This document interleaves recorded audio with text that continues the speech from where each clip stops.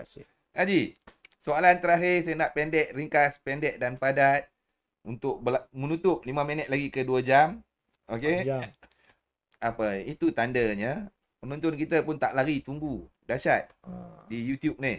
Sekarang ni inilah platform utama kita di YouTube. Kerana Sebelum Facebook, kena ban. InsyaAllah yakin Facebook, YouTube takkan ban. Baik. Okey Tuan Haji. Ya. Kita ni duduk dinaungi, dipayungi oleh Perlembagaan Persekutuan. Ya saya. Betul tak? Betul, tepat. Kemudian undang-undang yang ada apa PDRM-nya. Contoh macam isu media sosial ni. Ya. SKMM yang memegang kuasa. Menteri kata dia tak arah, minta tolong tengok. Dan Facebook, TikTok yang buat duit ratusan juta keuntungan daripada rakyat Malaysia. Jual barang sana, komisen sini. Mereka buat duit all out. Contoh saya katalah kena menjadi mangsa. Kes polis tak ada. Kes orang buat report hasutan pun tak ada kes. Orang nak report kata mengganggu gugat kestabilan politik negara pun tak ada. Polis tak pernah siasat. Tapi contoh, hilang.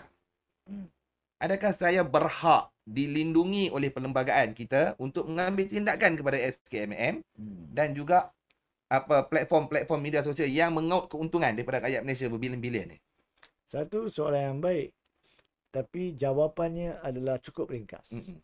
Tidak ada undang-undang yang menghalang kita daripada mengambil tindakan di mahkamah terhadap sesiapa sahaja. Okay. Zaman-zaman lah. Ingat saya kata, tak ada undang-undang yang menghalang kita saman. Tetapi ini tidak bermakna kita wajib menang. Ya. Sebab menang atau kalah tertakluk kepada prinsip pembuktian keterangan di mahkamah. So, apa yang saya nak cakap di sini dalam bahasa mudah, kita kena, kalau kita saman SKMM atau kita saman kerajaan Malaysia, termasuk menteri berkenaan, kita kena ada bukti yang cukup memadai atas imbangan kebangkalian 50% campur 1. Nak menang pilihan raya bukan pilihan raya je 50% campur 1. Nak menang kes civil di mahkamah pun 50% campur 1. Bukti dia yang boleh meyakinkan mahkamah ini kalau bukan kerajaan mesti tak blok. Itu dah bahasa mudah. So, contohnya kita ambil lah apa yang Isham Jalil tunjuk tadi. Kalau itu laporan Reuters yang telah dilaporkan berkaitan halangan tahun 2023, itu menjadi asas bahawa laporan antarabangsa. Reuters is the best news agency. Macam kita ada bernama di Malaysia. Reuters adalah antarabangsa. Yang mengatakan perkara itu, of course kita kena baca keseluruhan laporan tersebut. Bukan title saja. Baca kalau betul di situ disahkan. Permintaan kerajaan adalah terbanyak 2023, itu zaman kerajaan Anwar Ibrahim. Dan fakta kedua, tidak ada langsung pembetulan laporan itu dibuat. Mungkin lepas dia orang dengar program kita hari ini, terus Fahmi Fadil buat email hantar ke Reuters. Mungkin. Tapi kalau tidak pernah ada sebelum pada hari ini, 1 hari bulan Mac, 2 hari bulan Mac tak masuk ni, maka itu menjadi bukti lanjutan bahawa kenyataan itu betul. Maka keperluan kita nak korek bukti, nak menunjukkan mereka arahkan kes ni, arahkan kes tu berkurangan. Jadi siapa yang nak fikir nak ambil tindakan boleh ambil, tak semestinya nak menang, tapi langkah pembuktian adalah ambil laporan Reuters, ambil laporan-laporan lain, bawa ke mahkamah, right? Dapatkan kenyataan bertulis daripada Reuters kalau awak rajin, dan buktikan tidak ada pembetulan dibawa oleh kerajaan. Maka apa dia nak tipu di Dewan Rakyat pun biar dia orang tipu di mahkamah, sukar untuk mereka bebas daripada penipuan. Terima kasih Tuan Haji. Saya rasa saya nak jadi orang pertama kot dalam Malaysia. Dan saya tak nak jadi pegawai awak. Oh jangan nak tak mau. Konflik kepentingan melawak je. Terus. Kerana apa Haji? Bulan lepas Januari tak silap saya, ujung Januari, di Amerika Syarikat ada beberapa persatuan memfailkan saman terhadap Facebook dan TikTok. Kononnya kerana melalaikan anak-anak mereka. Kenapa Malaysia tak boleh? Jadi saya pun teringin nak jadi orang pertama. Bukan Malaysia tak boleh. Malaysia belum lagi. Belum lagi. Saya pun tak nak biarkan. Boleh. Anda saya jadikan, kalau anak jadi orang yang pertama, jadilah orang pertama. Sebab saya pun tak nak prinsip kebebasan bersuara itu, SKMM, ialah 4,000 kandungan. Come on. 96 dengan 40,000 jauh beza. Tak boleh dibiarkan. Okey Tuan Haji, Saya penutup kata wrap up daripada Tuan Haji.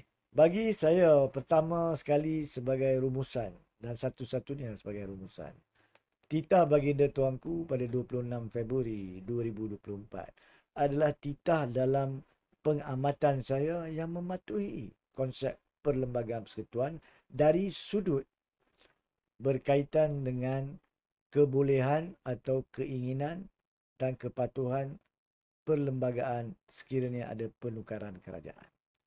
Ramai yang mengatakan kononnya baginda tuanku terkilaf ataupun adalah pandangan peribadi ataupun cross the line. Saya tak setuju. Sebab daripada pengamatan saya di peringkat 7 dibaca dengan peringkat 2, tidak ada yang menunjukkan bahawa baginda tuanku tidak akan mengikuti keperluan perlembagaan sekiranya ada asas perubahan kerajaan. Dan perpaduan rakyat ditekankan oleh baginda tuanku di peringkat 10 dan 11. Maka apa sekalipun keputusan mahkamah berkaitan kesahihan sekolah vernacular tidak boleh menjadi alasan, walhal hendaklah menjadi sebab untuk kerajaan menggesa atau memeriksa kerajaan untuk membuat penelitian melalui jawatan kuasa yang segera bagi membuat pindaan kepada perlembagaan supaya kesemua sekolah di negara kita dapat diajar dalam satu bahasa pengantar bagi tujuan merapatkan anak-anak kita supaya buluh itu dibentuk daripada rebungnya. Perpaduan lebih terjamin. Jangan lupa 30 tahun lagi 100 tahun merdeka jika belum kiamat. Takkanlah jurang perpaduan kita lebih longgar, lebih turun. Tepuk dada, tanya selera. Wahai para pemimpin politik dari segala lapisan parti sekalipun. Terima kasih Tuan Haji. Kupasan hari ini cukup terbaik. Dan seperti biasa, yang benar kita kata benar. Yang tidak, kita kata tidak. Yang baik kita sokong, yang tak baik kita sanggah. Mengkritik bukanlah bererti membenci. Menegur bererti sayang. Kita sayang negara kita. Tapi janganlah kita memegang kuasa dengan menipu. Menjadikan penipuan itu sebagai asas kepimpinan kita. Bercakap tentang reformasi yang rakyat sokong kalau benda baik. Yes. Yang bercakap tentang hak kebebasan suara, rakyat junjung. Dan rakyat Malaysia saya yakin akan patuh. Takut ni nak tulis ke tentang menghasut ni tidak. Rakyat Malaysia tidak akan melanggar undang-undang. Tetapi pemimpin-pemimpin kerajaan yang kini memegang kuasa, yang melaungkan reformasi 25 tahun yang dulu hingga kini, cuba menutup mulut rakyat. Itu bukan caranya. Kami mengkritik seperti mana saya sebut bukan kerana membenci, kerana kami sayangkan negara ini. Terima kasih kepada perhatian anda semua. Jadi, jangan ketinggalan 500 naskah novel That's My Way. Sini. Atas kepala Tuan Haji tu ada That's My Way. Boleh ada di bawah itu, WhatsApp terus kepada nombor tertera di situ ataupun pergi saja ke Facebook page Inspirasi Channel. Ada link WhatsApp di situ. Just klik di situ.